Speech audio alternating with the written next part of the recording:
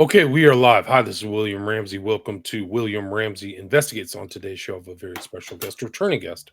She's actually one of my earliest interviews that I did for YouTube when I first kind of started out, even before I had a podcast, believe it or not. Her name is Carine Hutsebaut. Her last name is spelled Hutsebaut. She's a very accomplished author, commentator, criminal profiler, and knows probably more than anybody about the Dutroux case that happened in Belgium. She is in Belgium, so she has literally been doing this not for years, but we were talking a lot in the pre-show for decades, like 3 decades. And so much information hasn't really hit a lot of the research community here in the States. So we're going to talk about things that are new, things that we know. But I'm titling this, I mean, so much is happening in the States. I'm titling this episode Epstein, Dutroux, and the Big Lie. And I think it's incredible because it's an incredible overlap between the Dutroux affair with a huge cover up, too. I mean, we're talking about we're seeing a cover up roll in real time now in the United States. Today's July 16th. And the Dutroux was a huge cover up, too. There was the white marches, these huge marches involving hundreds of thousands of people. There were murders. Some people close to Dutroux died. I remember Guy Weinstein, but there were other, like, there's even a documentary about the cover up, not just the Dutroux case, but like 20 people who died around Dutroux over the time. So it was almost like something after the JFK or something like hit list. But incredible text. This text just came out today. We scheduled this last week, but so much has happened in such a short time, including the wars. But this whole thing about Trump deflecting and blaming other people, this is just total lies and trash. He's trying to convince people that this is something from the radical left coming up with these things. This is baloney. He knows all the stuff back from when he was president before. And he's saying that it's a scam, and he's calling the Jeffrey Epstein hoax and his past supporters. So he's rejecting his supporters. A lot of people put him into office and supported him, thinking that he would kind of clean up what they call the swamp. It's worse than the swamp. We're into like Mystery Babylon, Mordor, like a spiritual evil of the highest level. And he's, I don't want their support anymore. He's going to reject all those people. This is a catastrophe for him. I called it slow rolling a couple days ago. It's not slow rolling. It's a fast rolling catastrophe. And he's the led. I mean, all these guys have made statements and other statements in the past, whether it's Bongino, Patel, Bondi, and himself about the Epstein files or just the Epstein information, really in general. The list is kind of a figment of the imagination. It's already been made up. You can see it with Ryan Dawson. He's put together a list from publicly available legal documents of all the people who've used Epstein that we know. There's probably even more. Giuffre made lists. She said names, Mitchell and Dershowitz and Epstein himself, people she was sent out to. Dubin. She's unfortunately passed away under, to me, suspicious circumstances. Her dad said there's something going on. I've read her bio, by the way. Like, I know so much about Epstein because I studied this back in when he died in 2019. I hope. But, it's been 6 years. But I did all the research on Maxwell Epstein. But it's really incredible that this is still here. They're not solving it. This is not going to go away. The question is, do you want to be ruled by a bunch of pedophile gangsters or not? That's really it, because it hasn't changed. And there's so much, the same kind of thing happened in Belgium, and Carine knows the story firsthand. So Carine, welcome back to the show. Thank you very much. I'm glad to be here and to be able to inform as much people as possible. Just because I've been in all these sectors, the Justice Department in Belgium, in France, in Portugal, in England, and I've seen it from within, but also the social services who play their role in all this trafficking. Babies stolen by the nuns, the implication of the Catholic Church, and which is not the same as the Christian Church. We have to make a division there. So, well, I'm speaking from within all these things. I've seen it all. I work with I don't like to call them pedophiles, either pedocriminals. A pedophile is Greek for loving children. You are a pedophile, William, and I am one. We love children. We will never harm them. So we have to use the right words. And offenders that I have in treatment, whether they are in prison or in my office, they are absolute forbidden to use that word, but also they are not allowed to say, yeah, I know it happened. No, it didn't happen. You choose it, okay? You made a choice. These are not things that happen. Earthquakes happen, floods happen, volcano eruptions happen. There's nothing we can do. But what you did it. You fantasized about it for years, and you got information from child porn on the internet or elsewhere, and then you started to fantasize and planning, and you decided to rape a child. So we're gonna call it the way it is. Pedocriminal, that's your word. Pedocriminal, yeah. It's a better word. For people who don't know your background, the Dutroux happened in the 90s. You were right there. Maybe you can talk about your background, Belgium, the situation, and kind of lead up to your work and your books and things like that leading up to the present. Well, it's all a long story in the meantime, but when the two children in the Dutroux case, Julie and Melissa, disappeared, I was in the United States. I was having also practice placement at the FBI at that moment. When I started to get faxes in my hotel room, I don't know even how they knew where I was. But at the time it were faxes. Internet was not so common at the time in 95. And I just had done for the Justice Department the profile in another case of two children who disappeared, a brother and a sister, Kim and Ken in Antwerp.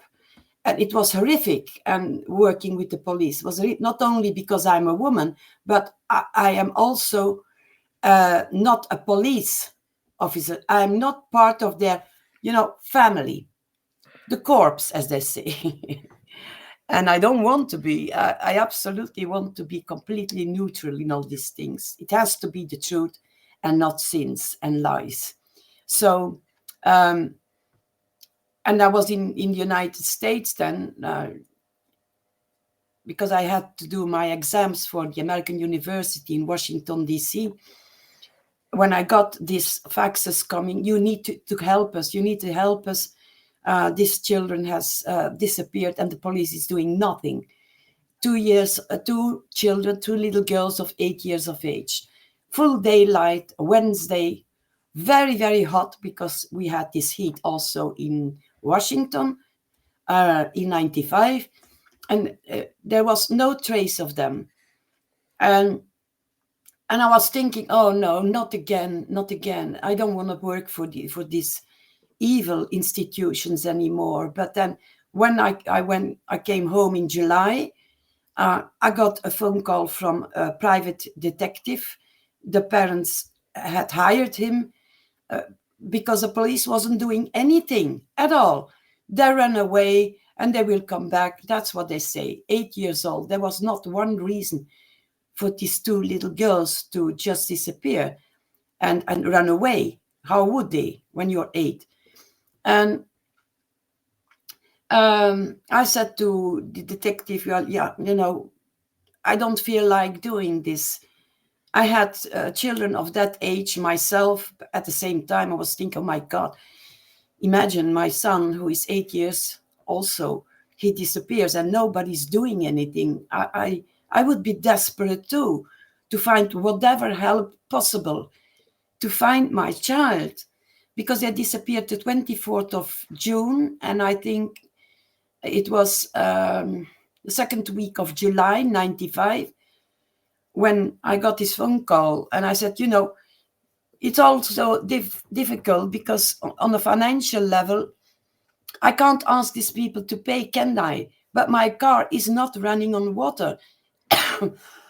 And even I still have invoices at the Justice Departments that I had to do for judges and find out and make profiles and do my investigation. And since 94, 95, 97, none of their invoices they pay. None. And it's for all the experts in the area. So nobody wants to work for the Justice Department, and that for 30 years. So I said, well, this is a problem because, I don't want subventions from the state. I don't want donations. They all tried this, but then you're hooked. So you're stuck. You have to pay everything yourself, which is not normal. But anyway, he said, well, listen, I come in and collect you because it's 150 kilometers up and 150 kilometers back. It's 300 kilometers. It must be like 200 miles. So, well, I said, okay, then, okay. At that time, I was still married, and, it brought terrible frictions into the marriage because my ex-husband said, well, we are paying police to do that. Why would you do that? And then I say, because nobody else is. So I was stuck. And I said to the detective, okay, Paul, come and collect me. And then I go in another frame, When we were almost there, I asked him, bring me to the place where these little girls have been seen the last time. And we had to we were looking for 20 minutes, driving around, we couldn't find it. So this gives me already the information about the criminal. He knows this place. He knows, because he can't afford, you have to project yourself into the mind of the criminal, and you have no time to lose. If you are in an area where you don't know how to get out when things go wrong, you're stuck, and they will take you. They will notify you. So we have been driving around for 20 minutes, and then we finally found it. The first thing I saw was that the corn was cut off, which is important. It all looks like little details, but it aren't, because this means that the only place where he could see these two little girls walking was from the highway, because with the corn on the right side of this little street, nobody could see these little girls with the height of the corn, and they were only 8 years old, so they were smaller. The offender could not have come from the other side. So I knew he had a car, which is logic. You're not with your bike on the highway, are you? And then he turned off the highway and came back and took the children. And there was a witness, but then the police said, oh, but she has Alzheimer. She doesn't know. Yes, she saw these children easily go into the car. And that's the excuse these skilled criminals use. Your mom and dad had a car accident and we have to bring you to the hospital, for instance. Or there is a woman involved that was with the criminal, because it gives trust, like many other cases. And so the kids easily got into the car and he drove away. So he knew where he was. Now, then we went to the house of the parents, and the two parents were there, and an aunt of one of the children. And the police was there waiting for me. It was very, very aggressive. I saw people go in and out of the room of the little girl, of one of the parents there that lived there. And I said, have you preserved the DNA of the child? They didn't know exactly what I was talking about. I said, have you done your mapping? Where the children, in combination with the other streets, have been abducted? No, they didn't. I said, you have to look for somebody who has been in prison for abduction, sequestration, torture, and there was another one. I still have these profiles, and for another thing. And I said, he is not released for a long time. And the reaction was, Miss Hutsebaut, we are not in the United States here, okay? And then I said, I just got up and I said, I'm gone. And the father was in a frantic panic. He threw his keys on the table and he threw the 2 police officers out. I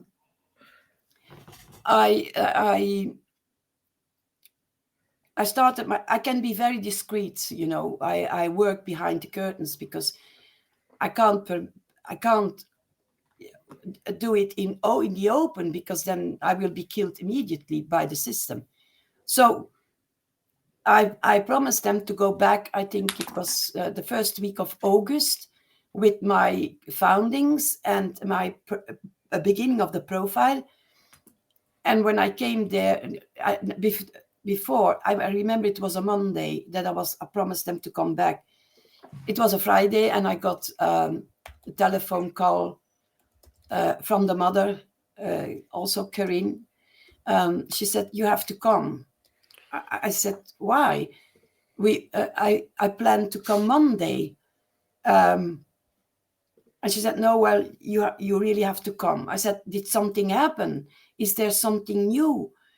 She said, no. And, you know, she was very hesitant. I felt an enormous pressure on her. I said, "What is going on?" "Well, the police is waiting for you here." "Oh," I said, "when again?" I said, "Give them on the phone." And I got the order to come. I said, "You have no orders to give me. Okay, I'm not working for you. I'm working for the parents and the children." And then, well, I asked it friendly, "Can you please come?" So I thought something serious is happening. That was the complete beginning, more than a year before Dutroux has been arrested. So I thought, yeah, well, it must be serious. And well, I get into my car and drove 150 kilometers there, and they were still waiting. And they had such odd questions.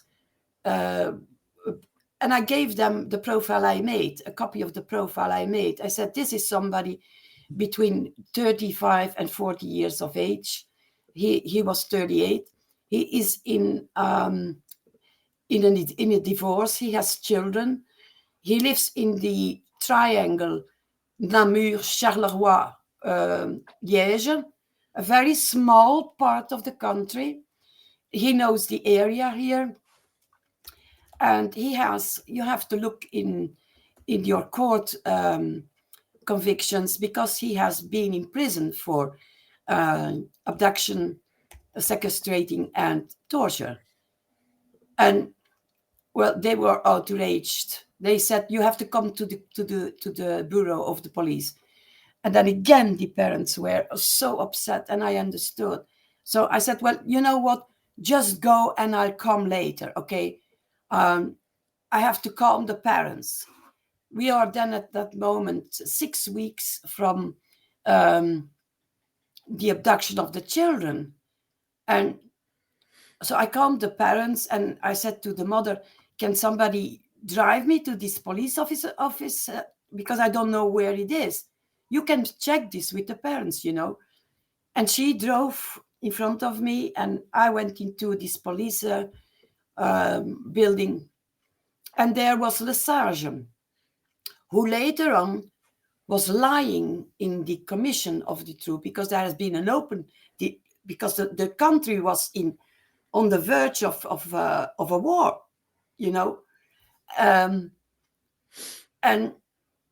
he was completely opposite as the man I saw, very sure of himself in this parliamentary commission. And he said, "Oh, well, there 3 of the police officers have been called because of a false alarm going on in a business somewhere. So that can be tracked. But you need to wait before they come." But I was thinking of the stress I had at home. I had 3 kids. And I said, "Well, no, I'm not going to stay." He said, "You are not allowed to go." I said, "Am I arrested for something or what?" No. And he started to calmly talk to me where I studied, what I did, and all this. And then it took about half an hour before these 3 police officers came back. So I was surrounded with 4 police officers asking questions after asking questions.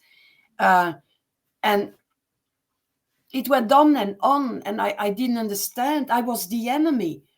Then at a certain point, I saw that the Sage, who was the boss of this office, he retracted, and he was sitting on, the heating. These are old buildings, these were these heavy heatings. And I heard him whispering to another police officer, "This must be a mistake. There's something not right here." And then I got very angry. I said, "Well, listen, I'm not leaving this bureau here before you tell me what is going on." And they said, "Well, we are very sorry. We got a call from very, very high up to stop you in this investigation." I said, "Who? Give me a name, okay? Who called and who gave the order to stop me?" And that was Claude Lelièvre. Claude Lelièvre, who was a high-profiled figure. Look him up. He was the commissaire of commissaris. It is in French, so I have to translate at the same time in my head all the time. Spell his last name. It's Claude Lelièvre. How do you spell it? Lelièvre. L-I, dus Lima, Echo, Lima, India, Echo, Victor, Romeo, Echo. Claude Lelièvre. There he is. Lelièvre, yeah. He was a commissaire for protection of children. Is that him right there? Wait, I'm going to put my glasses on. Claude No, Lelièvre. but it's the same name. Okay. It's a different one. Okay. It's a different one, but it's exactly the same name. Yeah. And he had been placed there, I think 25 years before we had one in Flanders. Belgium has two parts, the French-speaking part and the Dutch-speaking part. I'm in the Dutch-speaking. My language, my native language is Dutch, But in the other part, that's where all this... yeah, that's him, Claude Lelièvre. And he was the one who gave the order, la lutte contre la pédophilie. La lutte contre la pédophilie reste un combat permanent. The war against pedophiles is a combat that is permanent. He was one of them. Wow. He was one of them because when he attacked me in this parliamentary commission, I got a phone call from a detective that I know, but I never worked with him. And he said, don't react. He said that I was the cause of how do you say it? Wait. I blow up the investigation to find Julie and Melissa. And I saw it. It was directly in the rooms of every person in Belgium because we could follow it live. And I just came in and I heard my name. And I said, what are they talking about me? Normally, I had to come in front of this commission to testify and tell the story how it happened and what I had done in this investigation. But he blocked it. And I was in a television, a very high-profile television with Mark Verwilligen, who was the president of the parliamentary commission. And he said to me, I don't know what happened, Carine. He said, we were not on screen at that moment. We were waiting to be called in. And he said, the only thing I can imagine is that he took your place and the only thing he came to do was discredit you. But the parents were in the commission and they saw that this is not true. And one day I made a complaint against him and I couldn't go to the police nor to the gerechtelijke police, justiciary police department. You had two kinds of, it's a bit like CIA and FBI in Belgium. Right. Mm-hmm. And I couldn't go to either of them because the double murder of these two children, Kim and Ken, was with the other part of this. So there were wars going on between the police, and it's all about control. They want nobody in it. It is them so that they can change the narrative if it isn't going their way, or if somebody of themselves is involved. And all these things you learn, because I'm talking about now, this case is 30 years ago. Right, you're talking about Kim and Ken Hireman or Heerman, right? Herman, yes, Hireman, yeah. yes. Kim has been found murdered in the dock of the port of Antwerp, but Ken has never been found. The little boy was 8 and his sister was 11.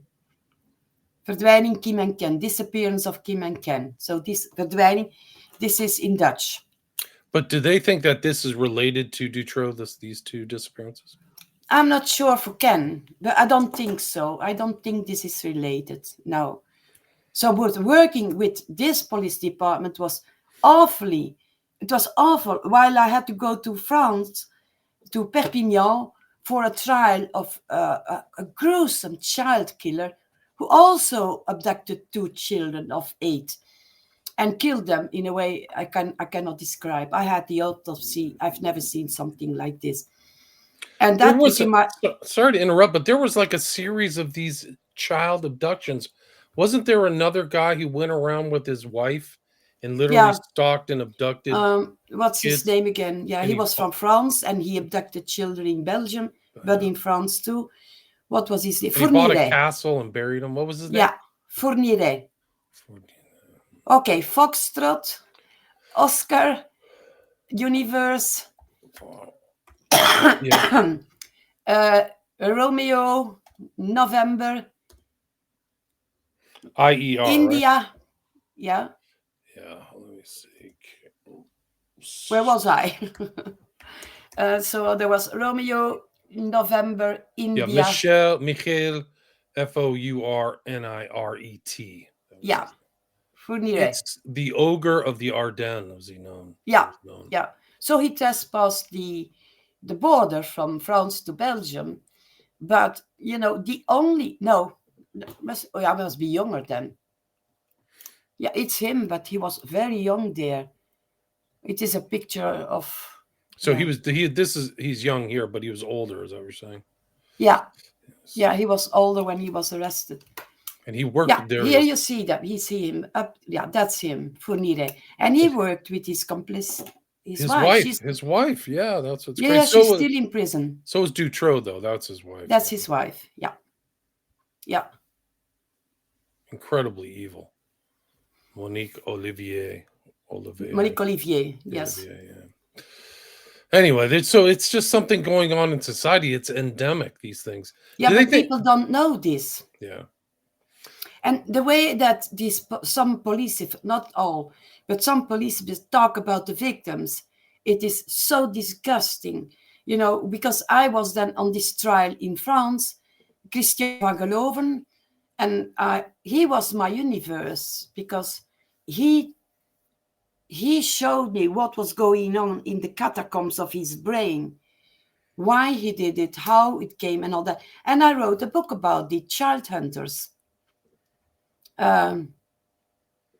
See if I can find it. This is child hunters. The first one. Yeah, and there I go all the way, and I have a television documentary next week. Oh, nice. And that's his. Yeah, that's about. Is your documentary? Is it in Belgium or is it in the States? Is it in English? It's in English. It's Child Hunter because in Dutch it is kinderjagers. So you can't do anything with my language, do you? But the thing is, they asked me if I had this profile from Chris van Geloven, Christian van Geloven. He was from the Netherlands and has been, in fact, abducted by an aunt who could not have children and brought into the high society of Paris, where, in fact, they stripped him of everything he was. He came from a very, very, very abusive family. The father was an alcoholic. He raped the daughter, Ellie, who I had to split. It was so bad that I had to split the 2 stories from him as the murderer and his sister, who was, since she was 3, raped every day by all the friends of the father. And and she had several abortions on the kitchen table, but she is completely destroyed. But I had to split these 2 stories because I thought, we have to go 30 years back for this story in this book. And I thought nobody's going to believe that this is possible in one family. So I have to split up the two stories. But in fact, Ellie and Christian are brother and sister. Yeah. So Wow. he was my university, and all these child killers that I examined in 15 years then, during 15 years, they were my university. You have no idea how they function. And the shock is they function in such an infantile way, just like we see now with those who are governing us. They are emotionally stuck between 4 and 7 years of age.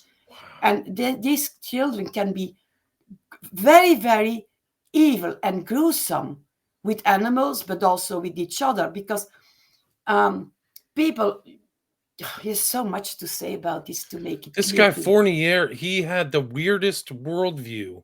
He had viewed other people in almost like they weren't even human anymore. It was so strange, and he had it on a loop inside of his brain.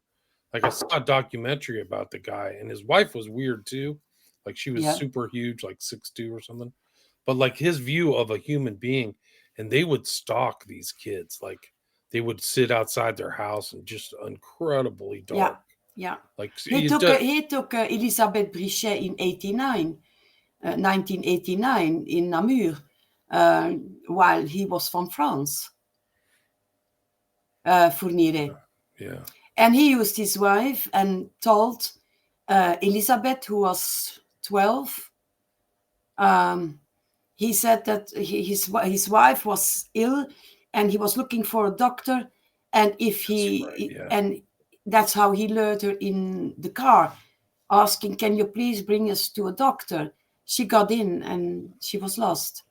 Yeah, never seen. Like, they're literally kept in a dungeon and then dispensed with like unbelievable stuff. Yeah, and then they found her years later.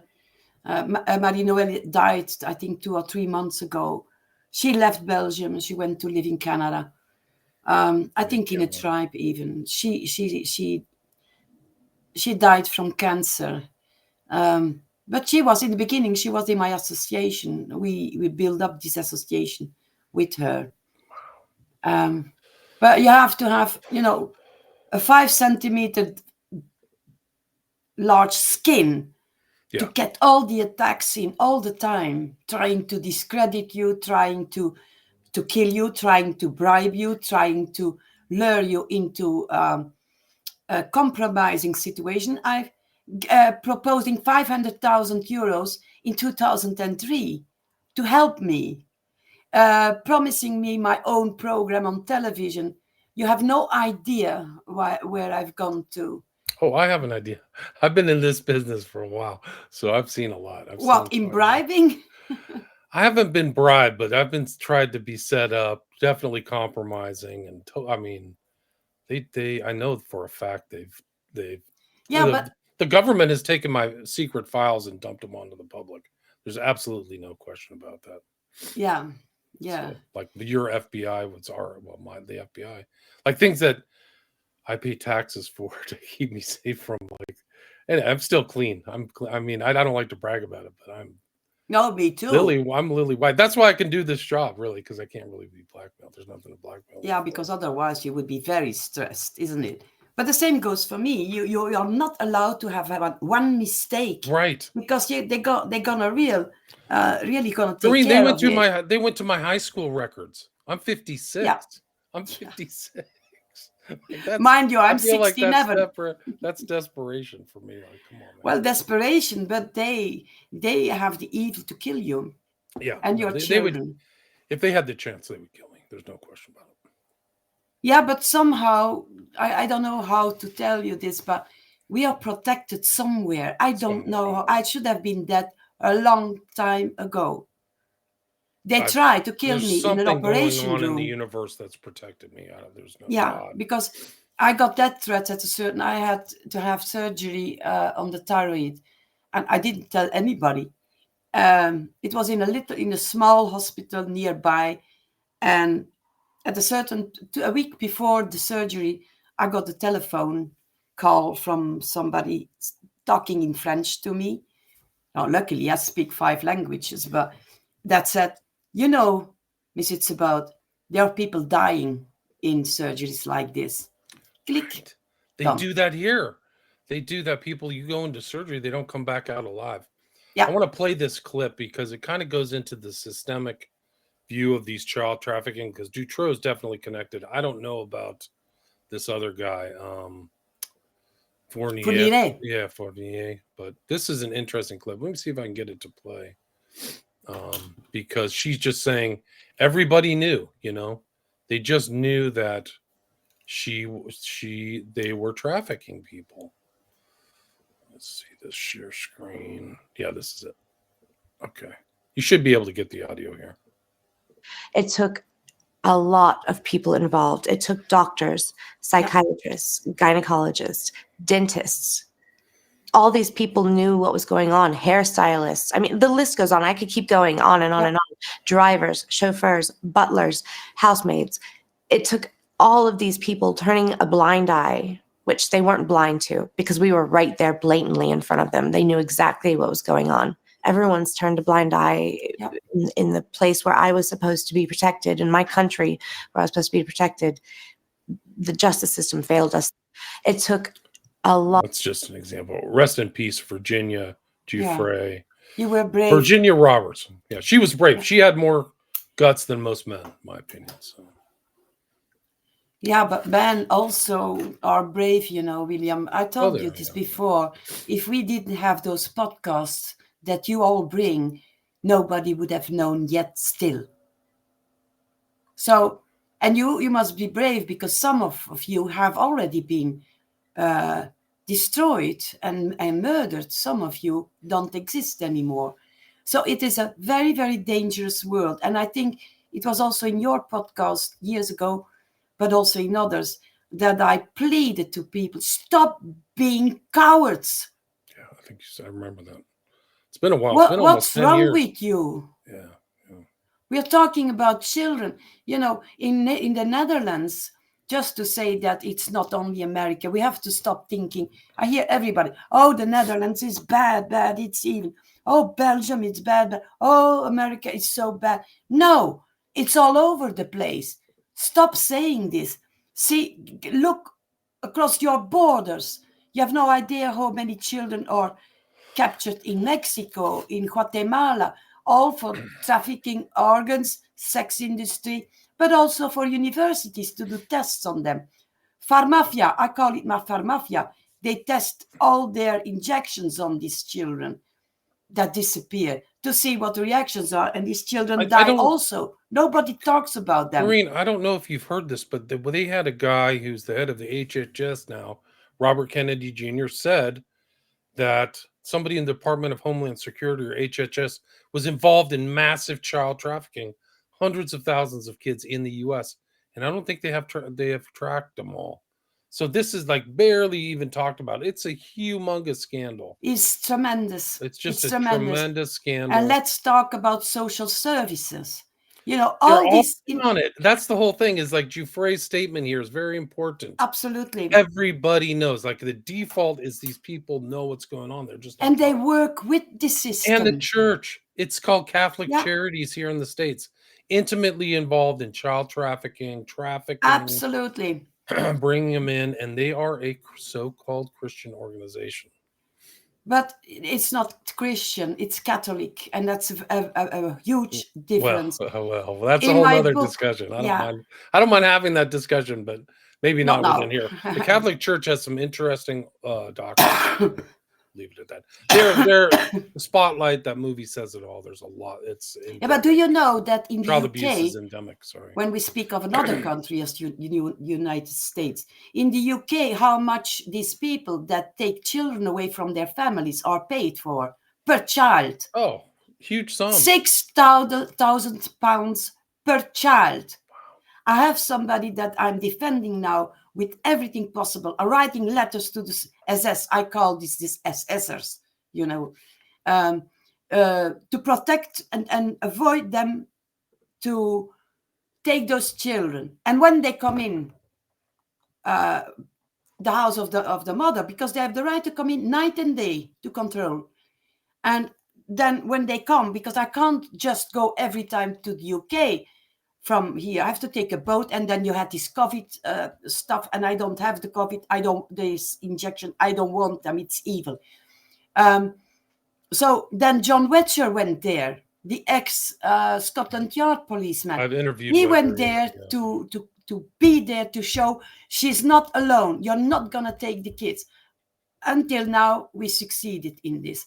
But I know they get £6,000 per child. There are 5 children in this family. 5. Make your sum.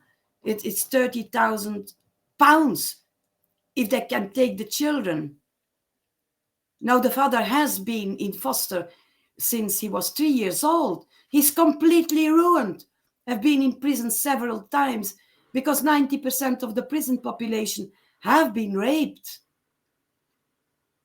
You have no idea how bad it is. So I work with victims, I worked with killers, I worked with child sex offenders, and I see what all these institutions are doing. Now, the sad thing is that most of these institutions were good when they started, but they all have been hijacked. And I'm saying this for years. They look at Greenpeace. At the beginning, they were chasing away hunters on whales on a rubber boat in these wild oceans. Remember? When they went into to save a whale. And all of a sudden they had a yacht. Then you know they're bought. And look where the Green Deals are and where Greenpeace is. Even the founder of Greenpeace says, this was not what I founded. Signed up for, right?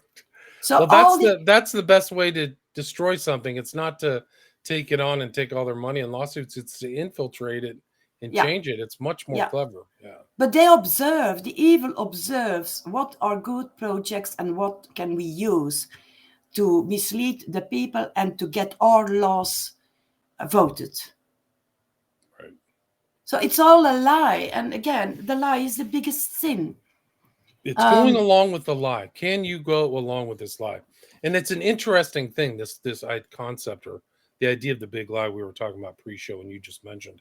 Like all of these other people have been turned. So Bondi, Kash Patel, and Bongino, these are the heads of our law enforcement. They have to go through with the big lie with a straight face. And even the White House spokesperson, the girl who's ostensibly a Christian, she has a crucifix on, and all of a sudden she doesn't have it on, and says we're moving forward from Epstein. And a lot of these, I don't know what it's like in you, but here on the right, they're usually the more moral, the moral majority, and they're Christians and they're publicly very virtuous. And now they're being absolutely turned into something evil, where they have to abandon any moral precepts to go along with this. And once they get turned, here's the thing that's even darker, Carine, is once they get turned, today's July, that just means they're going to be telling lies for 3.5 years about the wars or whatever. So once they cede their own personal integrity, it's going to be even worse because they're going to be forced to do even bigger lies from here on out, or even as big a lie. So. Yeah, but at the same time, I'm in doubt for 35 years. Is this stupidity or is this wanted? Now I know they choose the stupid people to put on the right place. And then is it for the money or is it because they are blackmailed? You don't know. Both? Can it be both? It can be both, indeed. Yeah. Indeed. Now, why is it that child sex abuse will never be accepted by the masses? They did serious investigations in tribes in New Guinea, tribes that have no contact. New Guinea, right? New Guinea. Mm-hmm. Yeah, New Guinea. But that's also in the Amazon, where tribes are living completely separated from the world, in fact. And they found out that it is genetically in human that they will never accept wrongdoing to children. If something hurts a child in these tribes, immediately he comes in front of the wise, the elderly, and he has expanded from the tribe. It can be 6 months, a year, 2 years, it doesn't matter. But you can't survive in the wilderness alone. So, yeah. But if you do survive, you're allowed in the tribe, back into the tribe, but you're controlled all day long, that you don't touch a child anymore. And but they will not stigmatize you. But we don't have this system. We don't. But it shows that genetically, it is in the human being to never accept this kind of crimes against children. And that's why people will never forget now the big lie of Trump or whatever, all those saying that, oh, well, Epstein, it's a long time ago. Right. Well, the victims are still there. They're still and if there. You're talking in frequencies and in quantum physics, this is a tremendous hurt on the evolution of humanity. So we can't allow this, and we feel it. No, we can't accept this. And that's why this is the only thing they can still blackmail people with. And that's child sex abuse. Right. Why? They can't do it. They used to do it with gay people or homosexuals. Yeah. Or politicians. Cheating on your wife used to be a blackmailable offense. Yeah. Adultery. And even having sex parties with adults and you're a politician, you have to go. Finished. But all these morals are gone. There's only left, and that's child sex abuse. And people genetically will never accept this. Never. And that's why we had 500,000 people in the streets. They say 300,000 is not true. It's 500,000. Wow. They called it the white marches. What is it in French? In French, La Marche Blanche. La Marche Blanche. La Marche. People were angry. They were so angry. That's a huge proportion of the population of Belgium. That's like 1 out of 20 people or something. Something like that, yeah. But it was also in Switzerland, in France, everywhere. There were, and also in Austria,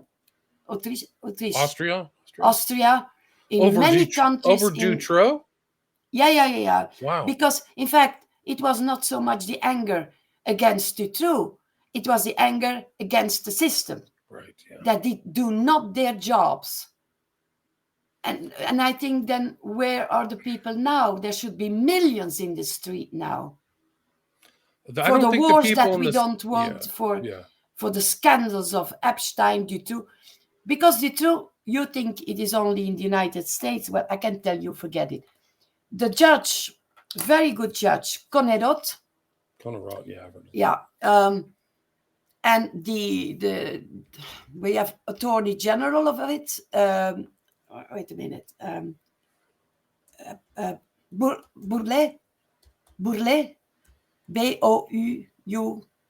Jean-Marc Connerot. That's his Jean-Marc Connerot. They throw him out because he started a green telephone line for people who had been abused in rings, sex rings. And there was tremendous reaction. There's a first, and that called was Regina Louf, X1 in the file. And I still am in very good contact with her. She taught me something I didn't know, because they are the universities, these professors teaching about pedosexual and all. They don't know nothing. They never talked to one, let alone with a victim. But Regina told me how she was trained by her grandmother to suck the penis of an adult man when she was 2 years old.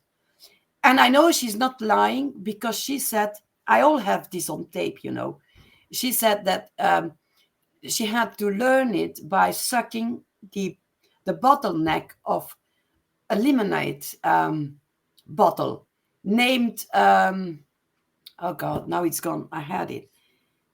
Now it come back. Do you know if those X Files are still available online? The X. I think so. Yes. Yeah. Those are very important, at least for like my researching that. They are still. Yeah. I guess it's on the Internet Archive. There it is. Normally, you should be able to find it. I think this Colibri. No, the name is there. The little bottle and the the brand of the limonade was Colibri. And I remember, because my family is from Bruges, that when we went to Bruges, my grandmother, who had very little money, she bought Colibri bottles for us. We were used to drink water from the tap when we were home. We were 6 children at home. So, but Colibri is a factory that is, has disappeared 40 years ago.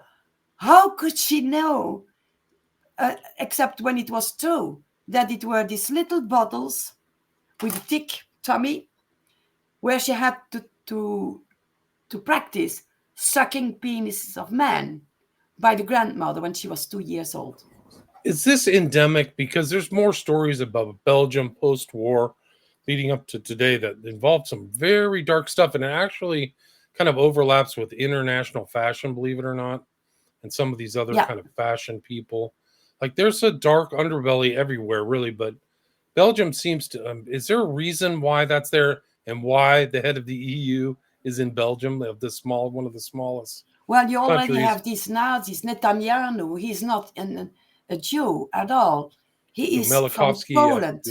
He's from Poland. And all these people change their names. I don't know how it is, but I think it's the same in the United States. They put these children in homes. They put them in colleges. For 3 months, they are not allowed. The split of the families, that's very important. Yes. Where they were not allowed to see their parents but once a month or every 2 months. And well, this already was the Catholic Church who took care of that. Now it's Soros, but that's the same. No, Rockefeller. Everything that has to do with education is Rockefeller effect. And then these children were raped all the time.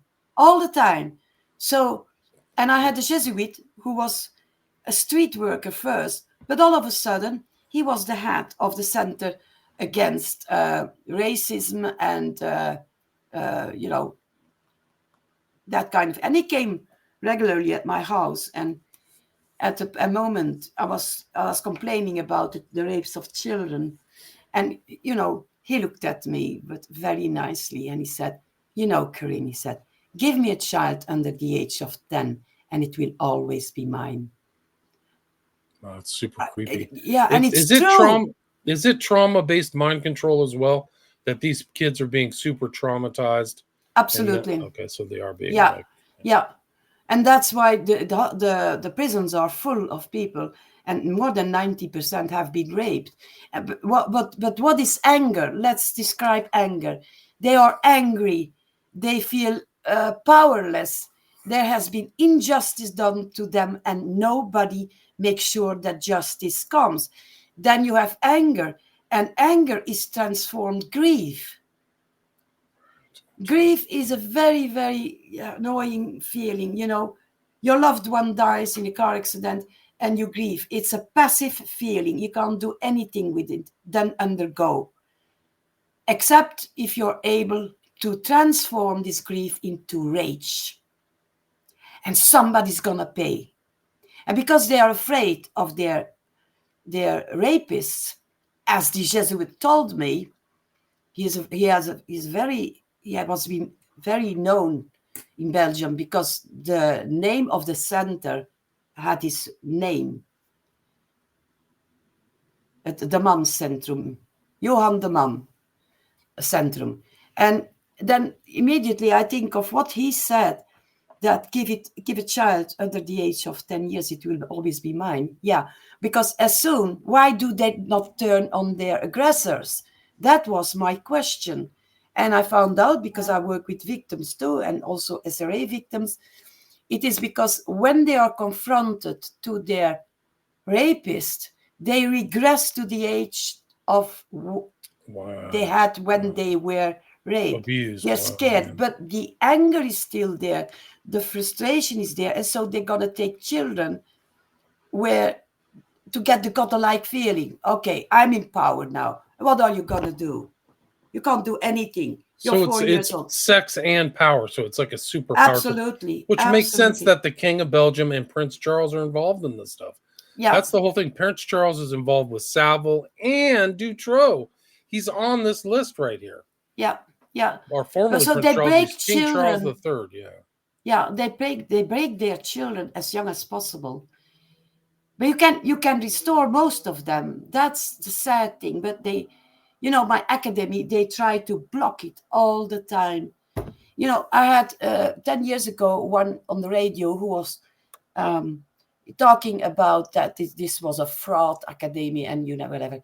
2 years ago he has been arrested for gruesome child porn from babies, from whatever. He's in prison. And I wanted to write him a letter. Now, how does that feel, man? I've never been in prison. Yeah, well, to visit my clients, but not as a criminal. And he is for all to see. So his statue of the good presenter on the radio is completely collapsed. He can't come out of his house. Now he's outside with a tag, but he can't come outside anymore. He attacked my academy where I teach people all over the world to work with child sex offenders and to stop them. Because I was fed up treating victims, knowing that the child sex offender makes an average between 120 and 150 victims during their sexual active life, being from 14 to 90. So while I am restoring a victim, and I prefer restoring because they use the word healing, but these children are not sick. They are harmed, they are destroyed, but they are. You don't say when your car isn't running anymore that your car is sick. It has to be repaired. Well, we have to restore children and avoid them to become child sex offenders. But therefore, we need justice. Justice. And then I hear others, and you know who I'm talking about. I'm not going to name her because then I'll get a lot of trouble again. Who is preaching to forgive the offenders and your torturers and love them, embrace them. And I told her, who the fuck do you think you are? God? It's not up to you to say who has to forgive and who doesn't. So, and then I have 18 new SRA victims in a frantic panic calling me saying they are on the verge of committing suicides because they don't succeed in forgiving their torture that ruined their lives. And all these people I take for free because I know they have no chance to make their life. At the same time, the person in question is asking $400 for a Zoom meeting for an hour. Well, come on.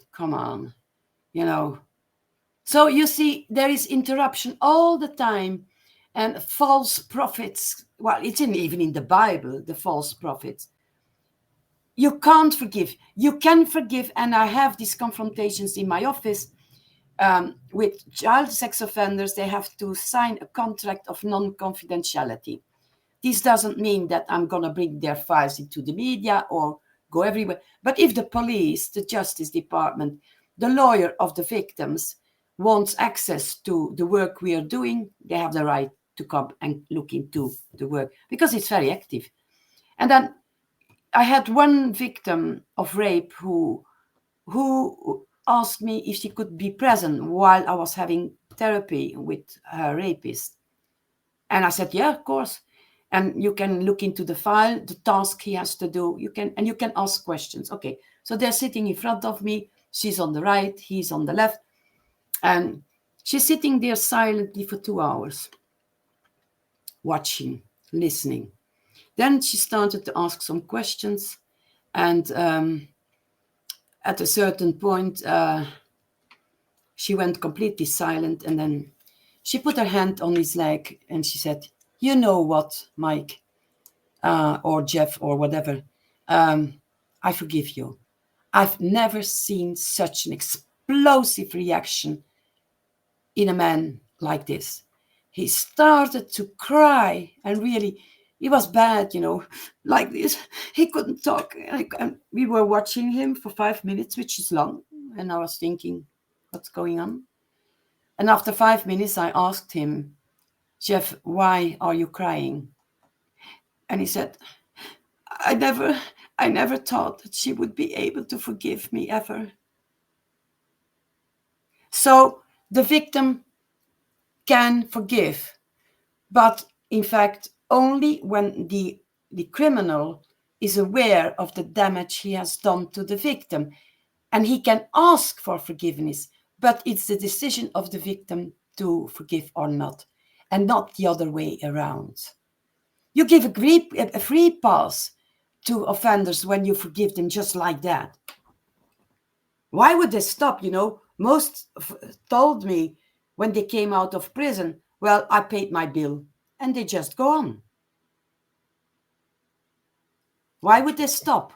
Nobody's stopping them. In this 35 years, I have not one relapse.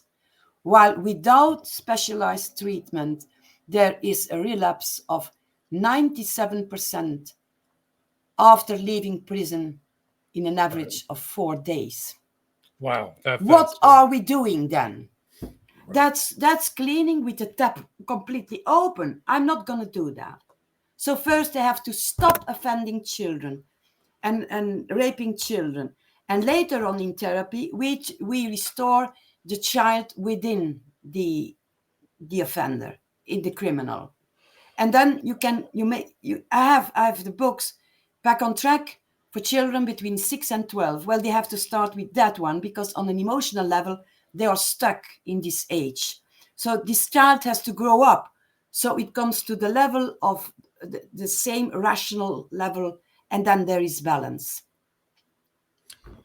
Carine, do you think that some of these royal families, these bloodline families, that this child sex abuse and kind of Satanism is endemic, kind of like Eyes Wide Shut, that it just runs in families for generations, that it's real? Yeah, that's a real problem. That's real. Yeah. Well, I will not specify, but one of the royals called me for help. Luckily, I copy-pasted a lot of the conversations we had. It was in Messenger, and it was after I had an interview with John Wetcher about the witch hunt on offenders, which is dangerous because they have a before thinking crime, during thinking crime, and there is the after crime.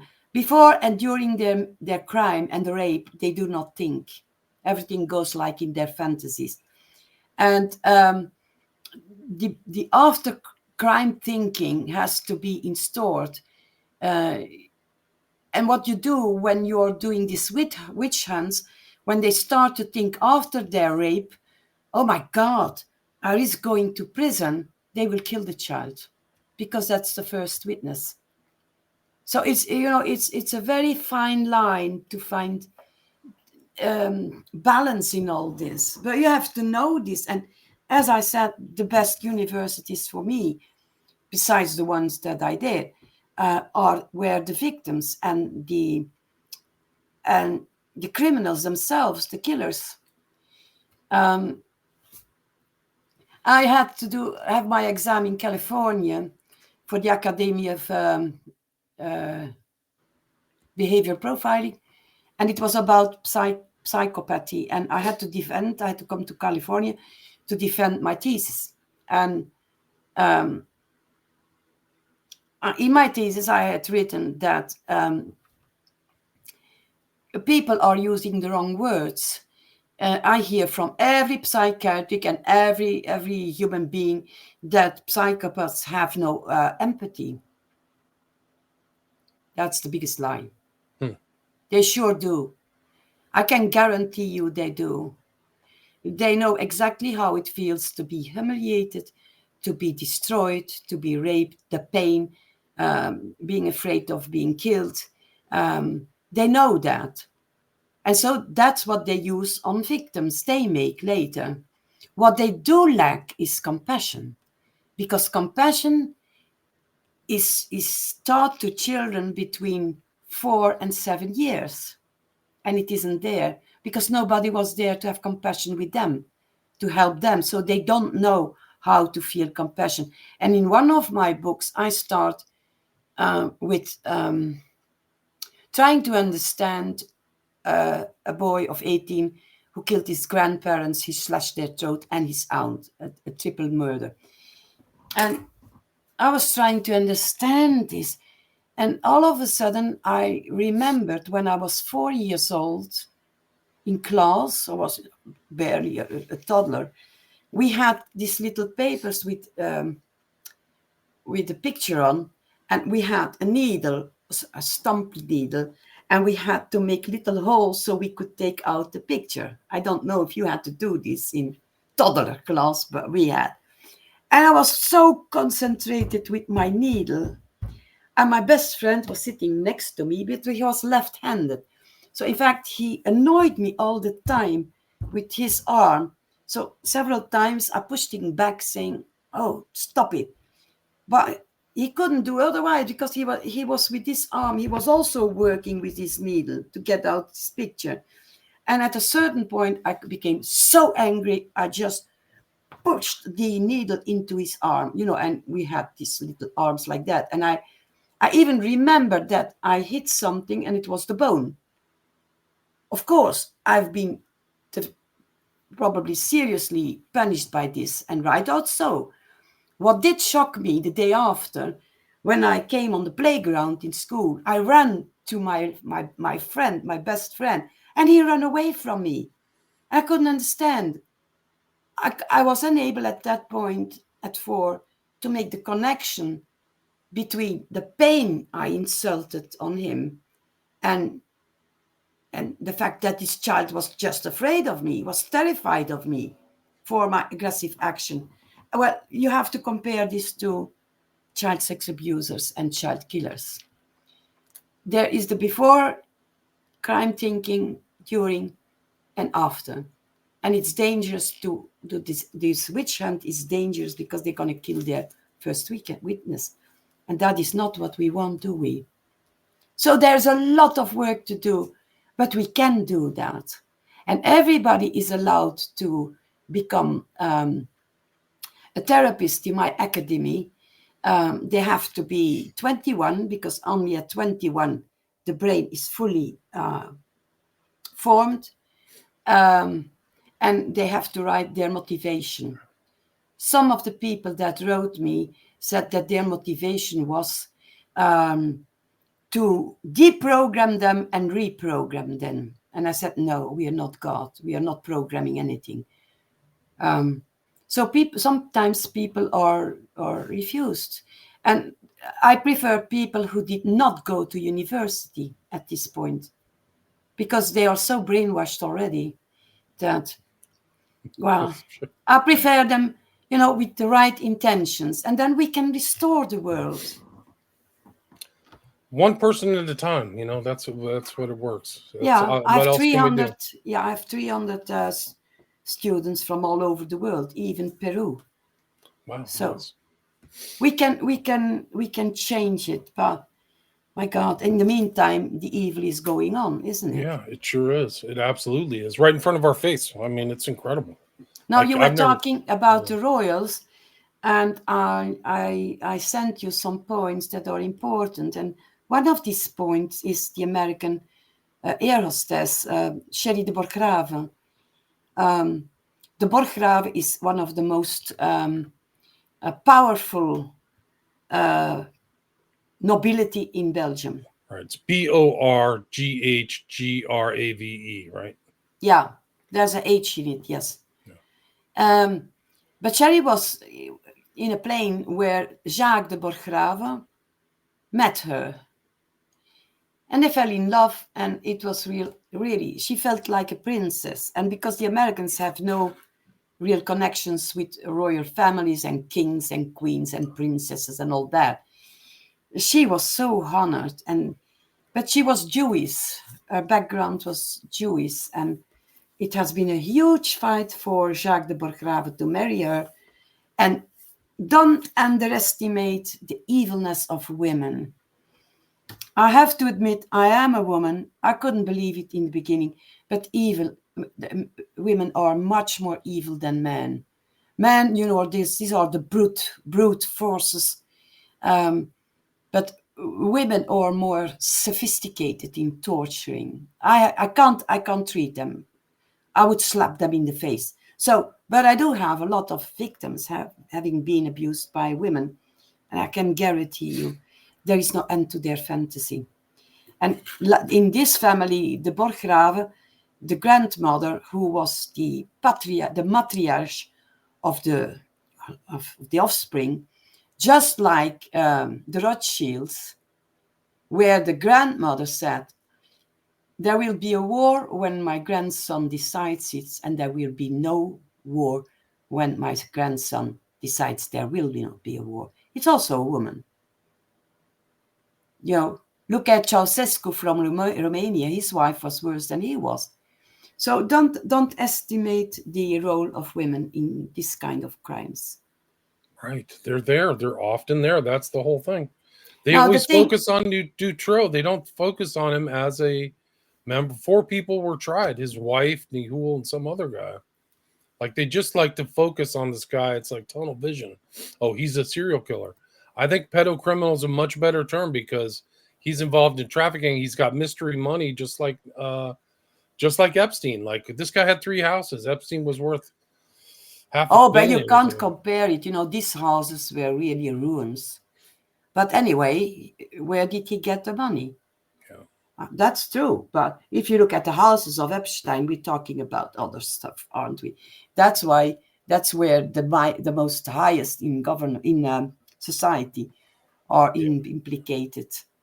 But the Borgraven, they married, and from the moment they married, it was horror. She had to go to a specialist in France to have her breast enlarged, and this was, I'm talking about the 80s, somewhere in the 80s. And this surgeon, in fact, refused to do it. He said to her, "It's a very bad idea. He has done this to his ex-wife too, and she will suffer for the rest of her days."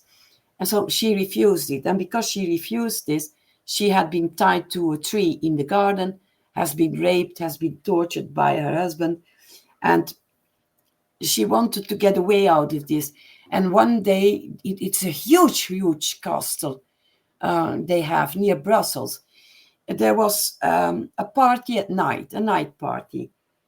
And well, yeah, everything was prepared in every room. I think there are 300 rooms there, with flowers, every room, and etc. And the party went well with music and people dancing. And all of a sudden, she says, they start to project, it was with projectors at the time, porn movies on the walls. So the sphere changed. Who were there? The highest in politics, in the justice departments, the businessmen. Well, you know, the nose of the salmon of society. Right. You know, the highest levels. And then it was so strange. She said, it's in her book. She wrote a book about it. At the point, it's like they do this, and everybody retreats into the rooms. And so they it's are like having, Eyes Wide Shut. It's like Eyes Wide Shut. Yeah, exactly that. It's exactly that. And then she said, no, the most weird thing was in the morning, everybody was well dressed again and as if nothing ever happened. And she had to flee Belgium, but he took her passport, he took everything from her. And finally, she was able to flee Belgium with the help of the state security from the United States. Now, I tell you, you should go and talk to her. She is now in the United States, and I think she has an art gallery in New York. Send me her email. But she kept the title of Baroness, which is really horror for these families. But I think he would have killed her. And she probably, saved or herself. had somebody else do it. You know, they don't like to muddy their hands with those things. Yeah, but he had sex with his own sister, and he forced Sherry de Borgraven to have sex with his own 2 little boys, which she refused. As if all this was natural. And that's what he said all the time to her. Being an outsider, he said, you don't understand our high-level rules. And then I was looking for the book. I couldn't find it nowhere because It's it was on Dangerous the index. Liaisons. Dangerous Liaisons. Yeah, it was immediately in 94 on the index list in Belgium, so not allowed to publish here. But then I was in California, and we did our research, and I found 2 left in the United States, and 1 was in California, in Los Angeles. And we go and get it. So I have the book, and it's all in there, except I think she was very carefully with it. She's not talking about the sex with children at night, but I'm sure she knows about this. Absolutely. And that's our nobility, you know. And then the Americans are looking at Europe. Oh, they have their kings and their princesses. You know, they're all fucked up, literally. Right. And then you're amazed with so many children being raped. We are at least at 40-50% of children being raped or sexual abuse. There are many forms of abuse. What do you want that people all line up for the job and are looking for daddy? And they consider the state as their daddy that never had, right. they had ever had, because they split up the families. And that started in the north of America, splitting up families, because then these children have nowhere to go anymore. Right. It's just extraordinary what's happened. Yeah, but we see the result now. And what are we going to do? So full social breakdown. Like Europe is in trouble. The whole continent's in real trouble. I mean, the U.S. is in trouble too. Yeah, the dollar will collapse. There's like migration issues. People don't Same feel like here. defending anything. We all come from Africa. Yeah. The Brussels is 70% foreigners.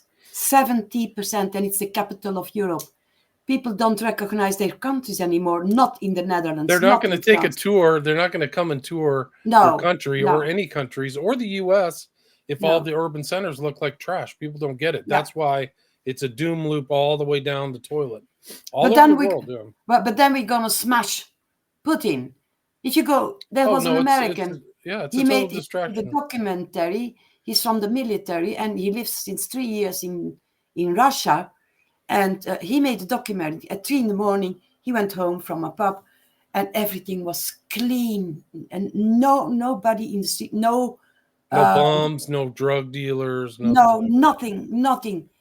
And so he said that he was never going back to the Western world. Poland's just like that too. Poland's pretty well run too, clean, not tolerant. They don't tolerate bums. They deify criminals in the United States. It's all upside down. So yeah, because when I was in Washington, I was so amazed how clean everything was. I'm talking about 30 years ago. I'm afraid to go back to the United States now. I've been several times in the United States, but now the last 20 years, I'm afraid to go there. Not for what can happen, but for the shock of, my God, how bad is it here? Yeah, it's the same as in Europe. It's a declining civilization. I'm worse. I'm actually worse than a racist. I'm actually a culturalist and civilizationalist. Like, are the things that put a society together going to increase our civilizational benefits? And these are just not civilizations. These are like fourth world, Mad Max type civilizations. It's horrible. Yes. It's a disaster. Why are you paying taxes? In California, we're like super high tax. We get nothing in return. You don't get anything. Like, why am I paying taxes? Why do we have a government? You're all incompetent. And what are they doing with the money? Nothing. I heard that $600 million is lost in the United States. They don't know where it is. It's in the million. No, Carine, it's in the trillions. It's in the hundreds of billions of dollars. Yeah, well, we know it's not going CIA to public services. 11. Well, there's no real functioning law enforcement. When you have guys like Patel or Bondi or Bongino running the show, you're not going to put these people in jail. Probably because they're either blackmailed or Trump's blackmailed. I mean, it goes back to this Epstein. Some of these people, commentators here in the States, say that Epstein is a dead letter, and to get by it, it's not. It's everything. No, this Epstein is a deep everything. wound. Yes. and on a frequency level and on a quantum level, this is Everything. destroying everything in the human Society, being. Yeah. people who are ending up on the streets are the part of this abuse structure that's never resolved.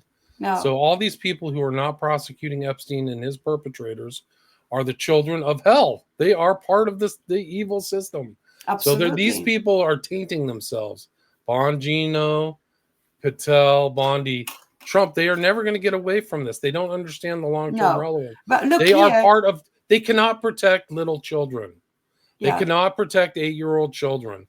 There's, like you said, it's ingrained in genetics. Even some guy in the middle of Amazon who barely has like 100-word vocabulary can protect little 8-year-olds better than Bongino, Patel, and Bondi and Trump. And they are paid with our taxes. Can you imagine? What are we doing? It's terrible. In fact, it's we are humiliating, sponsoring them to do not their work. Yes. This is enraging. And Belgium is one of the most taxed countries in the world. California Can you imagine? is terrible. We have nothing in return for this. Nothing. Yeah. Well, the EU, I'm sorry. I wish the EU was actually a great idea. I mean, it was good, but giving this authority to bureaucrats is like one of the dumbest things you could ever do in human existence. Yeah, but we can't turn it around, can we? Not through voting. Like I don't know if we can vote our way out of it. No, I don't vote since Belgium is one of the only countries where you're obliged to go vote, or you get a fine.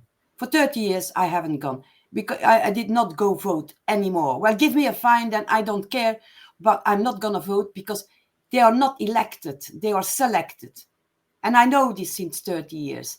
So why would I go and lose a whole Sunday standing in the heat or in the weather, waiting, lining up for what? I don't do it. Right. I keep that right to myself, and I'm not going to vote.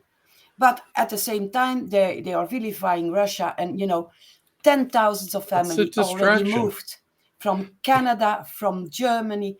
They moved to Russia. And they're the only probably real Christian country left in the world. Like the U.S. used to be a Christian country, not in its actions anymore. And it happened in one generation, actually. So we've fallen. Yeah, it's only the last 20, 25 years. That's fast, isn't it? Yeah, we let in a bunch of pieces of trash. And it's a gangrene. Yeah, no, it's a rot. It's a social rot. Like I said, I'm not a racist. I'm actually a culturalist and civilizationalist, which is worse. Like, what's happening? Can we protect children? Are you eating good food? Is the air clean?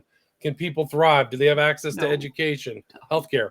No, it's gone. So the whole system in America has to be restarted from the bottom or something, because the current people are parasites. They're murderous parasites allowing kids to be raped. And this is huge trafficking. That is the Epstein situation here. The Epstein cartel. It had, just like Virginia Giuffre said, so many people were involved. It was an industry. Absolutely. And everything is industrialized. Everything that has to do with emotion is industrialized. Yeah, and it's all about money. But you don't take it with you when you die. And I really hope that hell exists. I really hope that. And that they burn these people in hell deserve to burn in hell for eternity. I don't care. Yeah. They should. Carine, we are almost at the 90-minute mark. It's great to have you back. I need to have you back more often. Where can people find your material? Is there anything you'd like to add? Anything I missed before we wrap it up?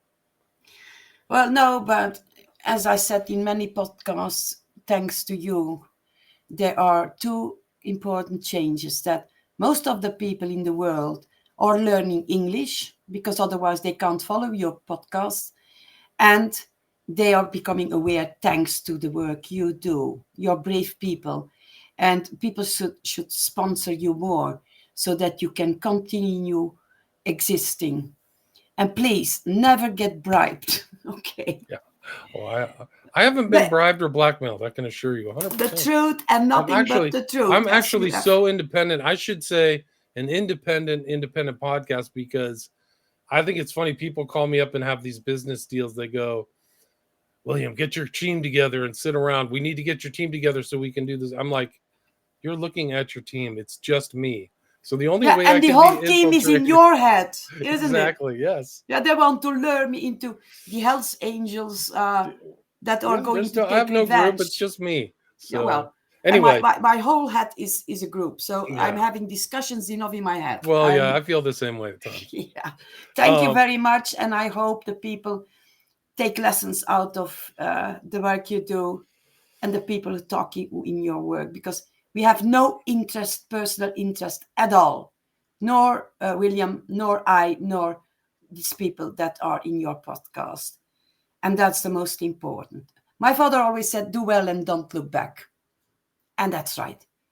Never accept appreciations, never accept money for it. Just do well and don't look back. And that's it. And be an example. My mother was always a wise woman too. And she said, woorden wekken, voorbeelden strekken. Words awaken, examples makes followers. Be an example. The words are for the politicians. It's just words and nothing else. But then you have to take the second step. When you spread the word, people see it and think, I'm going to do the same. Fuck, it's enough. I'm not going to accept the rape of children. I have to do something. That's And where that's we're it. at. There's no middle ground, Carine. No. You're either for or against. There's no weasel words. I'm going to defer to this guy's opinion. That's what they're doing in the States now. So you have these kind of influencers, culture. Oh, yeah. Yeah. They're like, well, Dan Bongino said it and the DOJ, therefore I'm going to go along with it. No. You make Stop a decision. lying now. Yeah, stop lying to not yourself. lie, not Yeah. one lie, okay? It's not going to rest well with those people. No, it's not, because these words will be almost like you might as well have written them into granite, because people will go, you set yourself up as this moral arbiter and you're looking at the other way for industrial rape of kids, and these people are blackmailed and you're getting poor services because it's part of this bad mystery Babylon satanic blackmail system. You're allowing it to happen. All these people, Charlie Kirk comes to mind. He's this moralist turning point. He is a fraud. He can burn in hell with all the rest of them. They need to make a decision now. There's no middle ground. There's no middle ground. You know, there are consequences at everything. There are consequences when you speak the truth, and there are consequences when you lie. I prefer the consequences of me speaking the truth. Amen. And I'll deal with that. It's the greatest thing. You can't deal with the consequences of the lies. Because once a liar, always a liar. Okay? Once these people are turned into liars, they're just going to continue to lie. Because they get away with it. Yeah. No, if they get away with this, they're just going to lie about everything. The wars, the murders, the things happening in Gaza. It's not independent. These things all are intertwined. And maybe this is not what Christ wanted, is it? No way. They talk about the Old Testament. Apply New Testament principles, Christ's principles to Gaza. You cannot support that as a Christian, in my opinion. I think that you're out of your mind if you think that that's okay. And that has nothing to do with politics. It's just human. This is very dark. It's something beyond a war. It's like a humiliation and a constant. It's almost like a vampiric energy suck where you watch people get tortured every day. Yeah. Like it's that bad. Like that's it's unbearable, is it? It's like a red room, you hear on the internet of like you go in and watch random people getting tortured over the internet. The Gaza is just one big red room, in my opinion. Yeah, I'm ashamed to be a human. Shame. Yeah, it's shameful. It's disgusting. And there's no excuse. And these people plotting for Netanyahu, you guys are horrible. You're monsters. When God judges you, it'll be just. That's what you should say. So if God judges you in the most harsh way, don't whine, don't cry, don't bitch. That are the consequences of your choices. Yeah, you made this and that's choice. it. Yeah. Deal with it. Yeah. There's so many solutions to Gaza. They could have at least given them an opportunity to leave or get on boats or pay for go somewhere else, find some land, do something. But this is like disgusting. But the horror has been done, isn't it? It's been done. All these children, all these people. This is a wound that will never heal. Never, ever. It's not going to go away, just like Epstein. But I love the fact that you brought up the big lie before the show, because it's the great theme, I think, that goes over. It's the basic of everything. Yeah. So it's and lying is the worst, is the biggest sin. I'm sorry. It's really true. It goes down to starts there. basics. It goes back to basics. Yeah. Yeah. Carine Hutsebaut, another great talk. It's been too long. People check it out. I will put her website on there, victimandcriminalprofiling.academy. Check out her work. Reach out to her. If you have any other questions, you could contact her through her website. And I'll also put a link to the Dutroux X Files, which are on archive.org, so people can check through. He was the upper crust of Belgium. It's all the elite or the aristocrats who are involved in all that stuff. So it is kind of like Eyes Wide Shut. Kubrick was trying to tell you something. So Carine Hutsebaut, thanks so much for your time. Thank you very much, and right. have a nice day. For You as you, well. it's day. For me, it's night now. Well, have a nice evening. Stay there. Okay. Stay there. Bye-bye.